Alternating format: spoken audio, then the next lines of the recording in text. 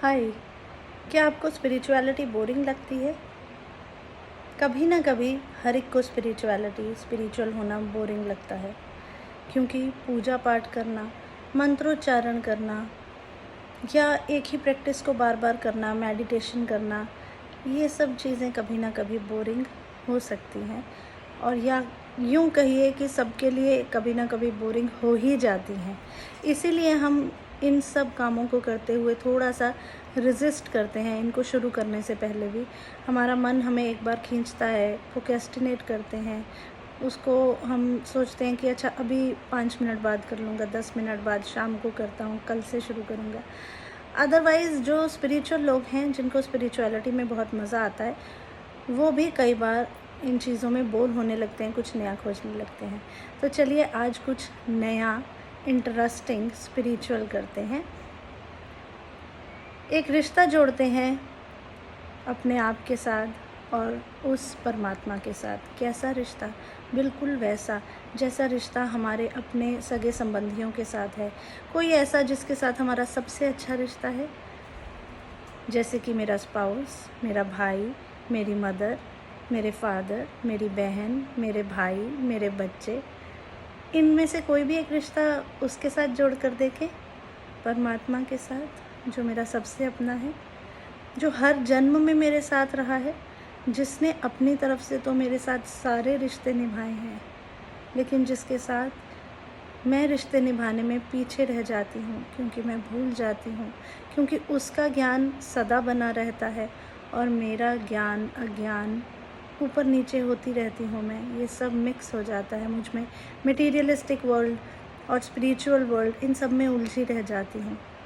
तो एक सुंदर सा रिश्ता उससे बनाएं, इनमें से कोई भी। आज शुरुआत करते हैं, लेट्स से स्पाउस के रिश्ते से या लवर के रिश्ते से। और जैसा एक आइडल ये रिश्ता मैं चाहती हूँ कि मेरा किसी के साथ हो, बिल्कुल वैसा ही उसके साथ मैं फ़ील करूँ, उसको इनवाइट करूँ।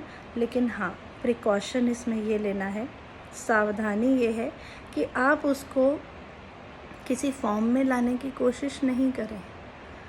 किसी फॉर्म में, यानी कि जब मैं उसे स्पाउस या लवर के रूप में देखूँगी तो मैं एक मन में एक इमेज बनाऊँगी किसी इंसान की। लेकिन आपको शुरुआत यहाँ से करनी है कि मुझे, क्योंकि वो फॉर्मलेस है ना, परमात्मा तो फॉर्मलेस है, इसीलिए वो अबंडेंट देता है, इसीलिए वो बाउंडलेस है। उसकी लिमिटेशन ही यही है। मेरे परमात्मा की लिमिटेशन ही केवल एक है। और जानते हैं क्या? हम सब शरीर में आ सकते हैं, वो शरीरों में नहीं आता। वो हमेशा परे रहता है, वो बंधता नहीं है इस दुनिया के माया जाल में। वो अलग रहता है, वो यहाँ की मटेरियलिस्टिक वर्ल्ड को एंजॉय नहीं करता जैसे हम करते हैं। क्यों नहीं करता? क्योंकि उसे हमें पार लगाना होता है ना। तो कोई एक तो चाहिए, एक आत्मा तो पूरे ब्रह्मांड में चाहिए, जो हमेशा इन सब से पार रहे, हमेशा अपनी संपूर्ण शक्ति के अंदर भरपूर रहे, ताकि वो हमें निकाल पाए। हम तो नीचे गिरते रहते हैं, वो हमें ऊपर उठाता है, फिर कभी हम पूरी तरह उसके जैसे भी हो जाते हैं, लेकिन हम फिर से गिरते हैं। तो वो हमारे लिए वहीं है, वहीं बैठा रहता है, यानी कि अपनी उसी स्टेज पर कायम रहता है। इसीलिए उसे सदा बोलते हैं, सदा शिव। हम सदा के लिए ऐसी स्टेज में नहीं रहते। उस परमात्मा को पहले मैं उसकी फॉर्मलेस फॉर्म में देखूंगी। कैसे? जैसा कि हमारे शास्त्रों में बताया गया है, हिंट दिया गया है जगह जगह पर, कि वो एक फॉर्मलेस को किस तरह से फॉर्म में लाएंगे। जैसे शिवलिंग बनाया गया, कोई भी फॉर्म बना दिया, उसके अंदर एक डॉट लगा दिया गया, माथे पर डॉट लगा देते हैं।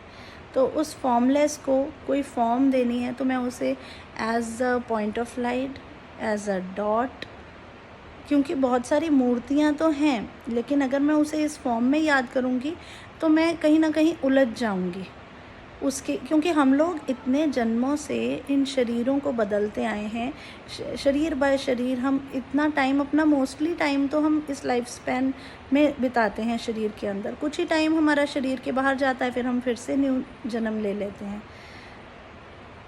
तो ज़्यादा डीप ना जाते हुए इन शॉर्ट यही कहना चाह रही हूँ कि उस फॉर्मलेस को पहले फॉर्मलेस में ही देखेंगे, सो दैट मैं आत्मा इधर उधर भटक ना जाऊँ कहीं और किसी और के साथ। मुझे डायरेक्ट उस डिवाइन के साथ ही जुड़ना है। सो उसको उसके फॉर्मलेस में फॉर्म में ही याद करेंगे। कैसे? उसको एक सोर्स देखिए लाइट का, उसको मन में सोचिए कि यही है जिसके साथ मेरा हमेशा के लिए संबंध है, जिसके साथ संबंध कभी नहीं टूटता। हर जन्म में मेरे पति बदलते हैं, मेरे लवर्स बदलते हैं, मेरी पत्नियां बदलती हैं, जो भी मैंने कॉस्ट्यूम धारण किया है मेल या फीमेल उसके अकॉर्डिंग, लेकिन ये एक रिश्ता है जो हमेशा बना रहता है। वो मेरा माता पिता भी रहता है, वो मेरा सगा संबंधी बंधु सब कुछ रहता है। और मेरे पति बदलते रहते हैं, मेरे स्पाउस बदलते रहते हैं, लेकिन वो एक है जो हमेशा मेरा साथ निभाता है, मेरा हमेशा का पति बना रहता है, मेरा हमेशा का लवर बना रहता है। और जब मैं अपनी तरफ से ये रिश्ता उसके साथ जोड़ूंगी, अवेयर होंगी इस बारे में, तो क्या होगा? तो मैंने हाथ बढ़ा दिया उसकी तरफ, मैंने उसे याद किया। उसकी याद में जब मैं रहूँगी तो वो भी तो मुझे याद करेगा ना, मेरी याद पहुँचेगी उस तक।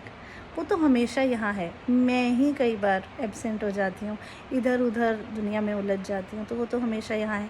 और वो मुझे हमेशा देख रहा है, जब मैंने भी उसकी तरफ देख लिया तो वो क्यों नहीं फिर मेरी तरफ हाथ बढ़ाएगा। तो जब दोनों तरफ से हाथ मिलेगा तो हमारा संबंध बन जाएगा ना।